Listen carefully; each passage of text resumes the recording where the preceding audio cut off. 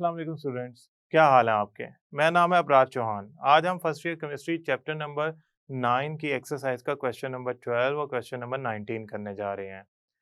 ये important questions हैं, लिहाजा हम इसको थॉरोली डिस्कस करेंगे। तो चलते हैं लेक्चर की तरफ। We are going to solve question number 12।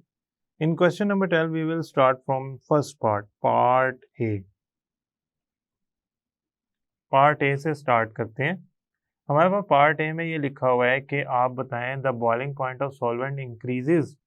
Boiling point of solvent बढ़ जाता है due to presence of solute. Boiling point of solvent increase कर जाता है due to presence of solute.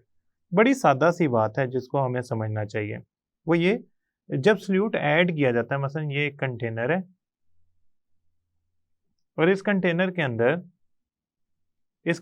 अंदर आपने ये सॉल्वेंट फिल किया हुआ है और इसमें आपने ये सोल्यूट के कुछ अमाउंट को ऐड कर दिया।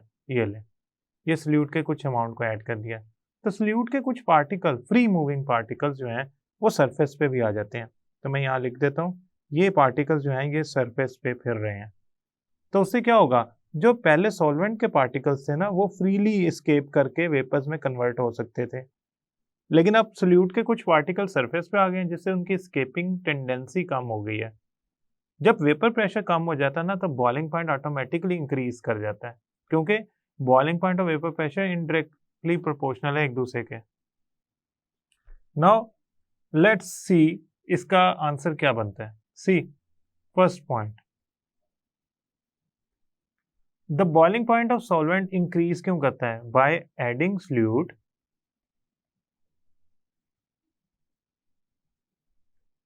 the solute particles comes on the surface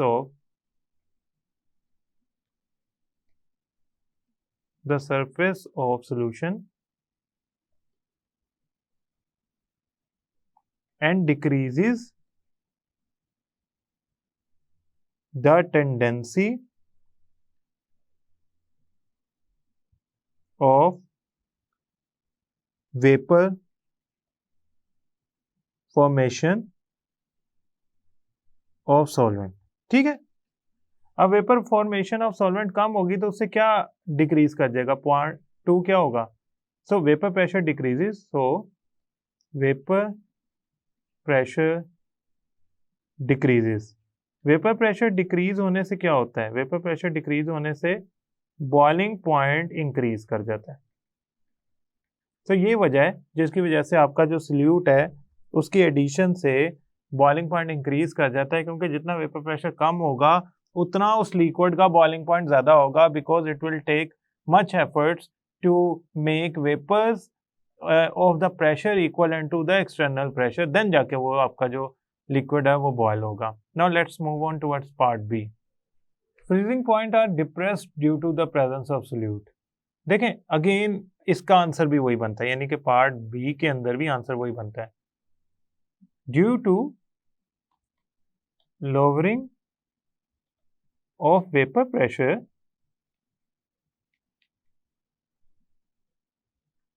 the freezing point of solute get depressed। अब देखें, जब वेपर प्रेशर कम होगा ना लिक्विड का, तो उसका फ्रीजिंग पॉइंट कम हो जाएगा, बॉइलिंग पॉइंट बढ़ जाएगा। उसकी पीछे रीजन तो वेपर प्रेशर का कम होना है। इसको ग्राफ से अगर हम थोड़ा सा एक्सप्लेन कर लें तो हमारे लिए थोड़ी सी आसानी हो जाएगी। देखें, अगर मैं ग्राफ बनाता हूं बिटवीन टू एक्सिस, तो जो प्योर सॉल्वेंट का वेपर प्रेशर है ना विद रिस्पेक्ट टू टेम्परेचर, तो वो कैसे बनेगा जरा देखते हैं। वो बनेगा आपका से ये ग्राफ। ठीक है, अब इस ग्राफ में जो, अगर मैं ये कहूँ ए पॉइंट है, ये बी पॉइंट है, तो ए से बी की तरफ जाए ना तो लिक्विड कूल डाउन होता होता है बी पे आके फ्रीज हो जाता है और एक और कर्व जनरेट करता है जिसे हम कहते हैं कि सॉलिड कर्व है, ये पॉइंट सी तक गया कर्व। अगर आप सोल्यूशन बनाते हैं, सोल्यूशन, तो उसका जो वेपर प्रेशर का कर्व है वो ब्लैक कलर का नहीं आएगा, वो इससे नीचे आएगा। So it will move on to this point and join with this is point E. E point पे आपका लो वेपर प्रेशर वाला जो सॉल्यूशन है वो ज्वाइन करता है वेपर प्रेशर ऑफ सॉलिड को, वो वहां पे उसका फ्रीजिंग पॉइंट आता है। यानी कि पहले आपका फ्रीजिंग पॉइंट बी पे आ रहा था, अब ई पे आ रहा है, तो फ्रीजिंग पॉइंट तो कम हो गया बजाय बढ़ने के। सो अल्टीमेटली वी से कि freezing point decreases when we actually add solute. इसके ग्राफ को मैं रेफर करूंगा लेक्चर की तरफ, वहां से डिटेल में मैंने आपको फ्रीजिंग पॉइंट डिप्रेशन का जो लेक्चर है वहां इसको एक्सप्लेन किया हुआ है। यहाँ अगर आपको डायग्राम में मसला आ रहा है तो मैं ऐसा करता हूँ, इसको थोड़ा सा और बेहतर कर लेता हूँ ताकि आप इसको एटलीस्ट समझ सकें।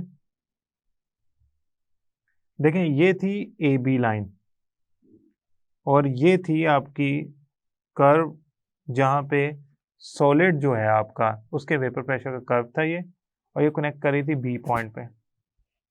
और आपकी ये है ग्रीन वाली लाइन, ये ग्रीन हो जाएगी अभी।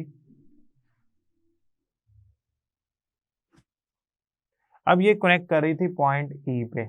अब आप देखें नीचे वाला जो एक्सिस है वो टेम्परेचर को शो कर रहा है, तो अगर मैं इसको नीचे की तरफ बढ़ाऊं तो बी पॉइंट से टेम्परेचर आता है T1 पे या T2 पे से, और ई वाला आता है T1 पे। तो T1 पीछे आ रहा है टेम्परेचर, T2 आगे आ रहा है, जिसकी वजह से इनका बॉइलिंग पॉइंट जो है वो डिप्रेस कंसिडर किया जाएगा।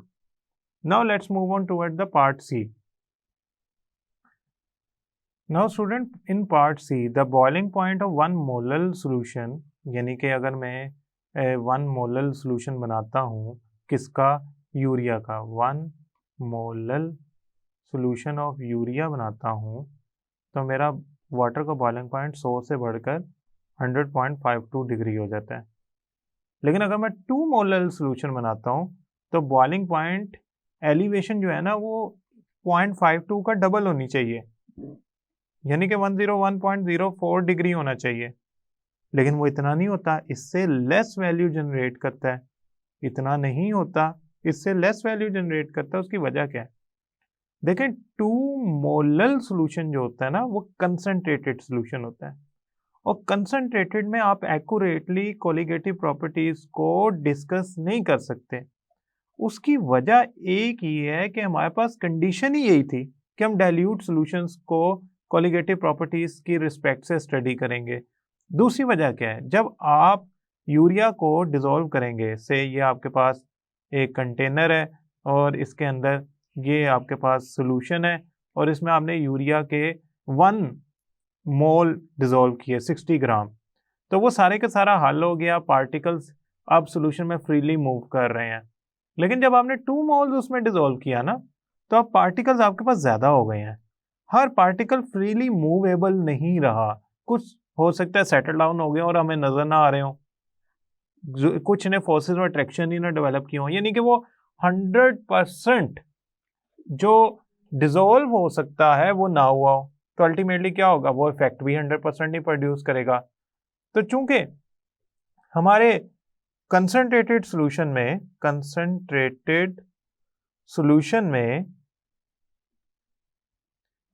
100% फ्रीली मूविंग पार्टिकल मौजूद नहीं होते। क्या मतलब है मेरा कहने का, कि वो डिसॉल्व तो हो जाते हैं, ठीक है, हो गए डिसॉल्व 1 मोलल, लेकिन 2 मोलल अगर मुझे लगता है कि डिसॉल्व हो गए हैं, 1 मोलर डिसॉल्व होकर फ्रीली मूव कर रहे होते हैं सोल्यूशन में, क्योंकि वो कंप्लीटली डिसॉल्व है, वाटर के मॉलिक्यूल के साथ फोर्सेस और अट्रैक्शन है, वाटर का मॉलिक्यूल जहां जा रहा है अपने साथ वो सोल्यूट का पार्टिकल लेके चला जाता है। लेकिन क्या ये बात 2 मोलल के लिए भी सही है? नहीं। 2 मोलल जो होता है वो कंसंट्रेटेड सोल्यूशन होता है, उसमें जरूरी नहीं कि वो 100% फ्रीली मूविंग पार्टिकल्स में कन्वर्ट हो जाए जब वो डिसॉल्व हो। कुछ हमें माइक्रोस्कोपिकली लग रहा होगा कि वो यूरिया के पार्टिकल्स नहीं बैठे आंखों से, लेकिन कुछ सेटल डाउन हो सकते हैं, कुछ अनडिसॉल्व हो सकते हैं, कुछ सरफेस पे रह सकते हैं जिन्होंने फोर्स और अट्रैक्शन नहीं डेवलप की, तो अल्टीमेटली वो फ्रीली मूविंग पार्टिकल के तौर पे तो नहीं रहेंगे, लिहाजा वो उतना डिप्रेशन इन फ्रीजिंग पॉइंट नहीं जनरेट करेंगे। Now let's go for part D, Beckman thermometer, part D. Beckman's thermometer is used to note the depression in freezing point. Beckman's thermometer use होता है डिप्रेशन इन फ्रीजिंग पॉइंट में major करने के लिए। बिल्कुल सही बात है और यही क्यों यूज होता है। असल में इसका जो टेम्परेचर मेजरिंग स्केल होता है ना वो 0.01 केल्विन होता है which is very very low. यानी कि अगर आपका डिप्रेशन पॉइंट का जो डिफरेंस है यहाँ पे मैं एग्जांपल ले लेता हूँ। एक का फ्रीजिंग पॉइंट है 10 डिग्री, जब उसमें सल्यूट डाला तो उसका जो फ्रीजिंग पॉइंट है वो 10 डिग्री से हो गया 9.05 डिग्री हो गया। अब कितना फर्क आया इसमें फ़र्क आया 0.85 डिग्री का।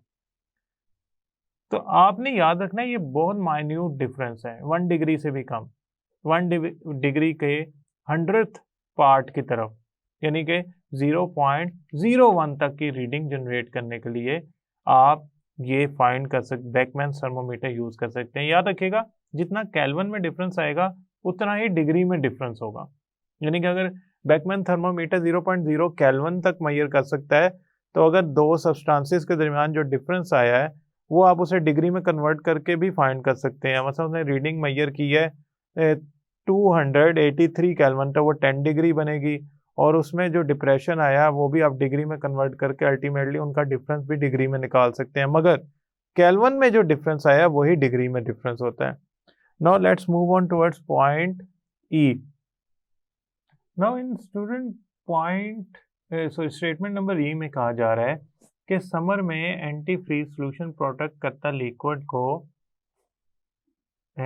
Of the radiator from boiling over. देखें बड़ी सादी सी बात है, एंटी फ्रीज सोल्यूशन जो होते हैं ना, एंटी फ्रीज सोल्यूशन जो होते हैं they are actually mixture of two things, solute and solvent. Say ethylene glycol solute है और वाटर एज अ सॉल्वेंट है।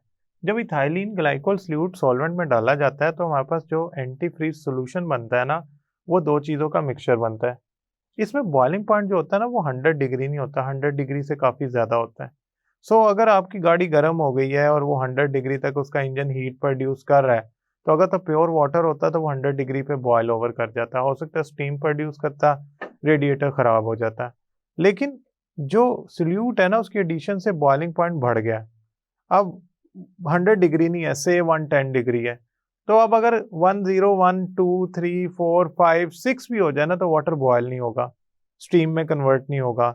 लिहाजा जो आपका एडिशन ऑफ सोल्यूट है या एंटी फ्रीज सोल्यूशन है, इसमें एडिशन ऑफ सोल्यूट जो है वो उसको हेल्प कर रही है बॉयल करने से रोकने के लिए। तो आपने याद रखना है due to solute addition there is a elevation in boiling point, जिसकी वजह से आपका लिक्विड बॉयल नहीं हो पाता।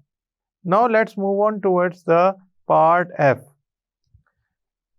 NaCl and KNO3 are used to lower the melting point of ice। ठीक है, देखें F, याद रखिएगा फ्रीजिंग पॉइंट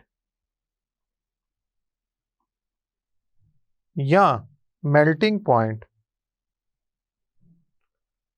दोनों डिप्रेस हो जाते हैं, एक ही टेम्परेचर होता है ना, ये दोनों डिप्रेस हो जाते हैं। They both depress, they both depress due to addition of solute। Solute क्या डाल रहे हैं NaCl, किस एंड कौन सा KNO3, इनमें से कोई एक डाल लें, किसके अंदर, वाटर के अंदर, तो उससे वाटर का फ्रीजिंग पॉइंट और मेल्टिंग पॉइंट डिप्रेस हो जाएगा, यानी कि कहने का मतलब है कम हो जाएगा। तो अगर उसका मेल्टिंग पॉइंट कम हो गया है तो या फ्रीजिंग पॉइंट डिप्रेस हो गया है तो उससे क्या होगा कि वो वाटर बर्फ में कन्वर्ट नहीं होगा जल्दी और आप उसे आसानी से रिमूव कर सकेंगे। Now this is something very important कि आप इस शॉर्ट क्वेश्चंस को ज़रूर करिएगा, ये बोर्ड के पॉइंट ऑफ व्यू से बहुत इंपॉर्टेंट है। Now students we are going to solve question number 19। मैंने इसके साथ क्वेश्चन नंबर 19 इसलिए अटैच किया कि क्वेश्चन नंबर 19 एक छोटा न्यूमेरिकल है और इसमें हमें बहुत कम टाइम रिक्वायर्ड होगा। और दूसरी बात यह है कि अभी मैंने आपको समझाया है कि जब सॉल्ट्स को डिज़ोल्व किया जाता है सॉल्यूशन में तो उससे जो आपका सॉल्यूशन बनता है उसका डिप्रेशन फ्रीजिंग पॉइंट में हो जाता है और एलिवेशन इन बॉइलिंग पॉइंट हो जाती है।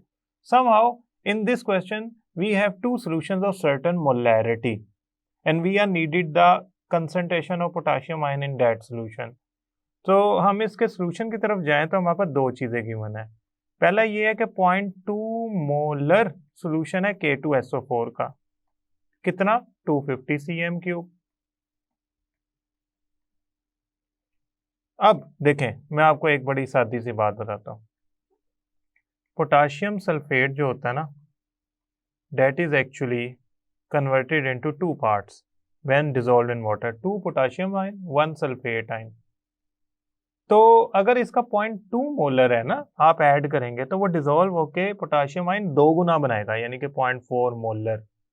ओके, ये एक सॉल्यूशन की कंसंट्रेशन आ गई आयंस की, पोटाशियम आयंस की। दूसरा इसका पार्ट 2, 250 cm3 है, मेरे पास 0.2 मोलर सॉल्यूशन है KCl का 250 cm3। ना अब इसको देखते हैं इसमें कितने पोटाशियम आयंस होते हैं। तो इसके लिए थोड़ी सी इस पे स्पेस डेवलप कर लेते हैं। पोटाशियम क्लोराइड को जब आप डिसॉल्व करेंगे तो it will be converted into potassium ions aqueous solution के अंदर and chloride ion in aqueous solution. तो 0.2 मोलर जो है वो 0.2 मोलर पोटाशियम आयन ही बनाएंगे, क्योंकि एक KCl एक पोटाशियम आयन बनाता है। तो स्टूडेंट, अगर मैं इन दोनों सॉल्यूशन को मिक्स कर दूं, इन दोनों को मैंने क्या कर दिया, मिक्सअप कर दिया, तो टोटल मेरे पास सॉल्यूशन कितना बन गया 500 cm3। कैसे? 250 cm3 ये वॉल्यूम, 250 cm3 ये वॉल्यूम, तो V1 plus V2 total volume 500 cm3। पहले वाले में कितने कंसंट्रेशन है पोटाशियम आयन की? 0.4 मोलर, और दूसरे वाले में कितनी है? 0.2 मोलर। तो हमारे पास टोटल कंसंट्रेशन कितनी बन गई? 0.6 मोलर। ये इतने मोलर का क्या मतलब है? इतने मोल्स ऑफ पोटाशियम आयन हैं। इसके ऊपर मैं लिख देता हूं 0.6 मोलर, 1 dm³ ऑफ सॉल्यूशन के अंदर। अब अगर मैं इन सॉल्यूशंस को मिक्स करने के बाद दोबारा 250 cm³ में लैदा रख दूं, मतलब ये है कि पहले मैंने इनको बड़े बीकर में मिक्स किया तो मेरे पास टोटल सॉल्यूशन बन गया था 500 cm³।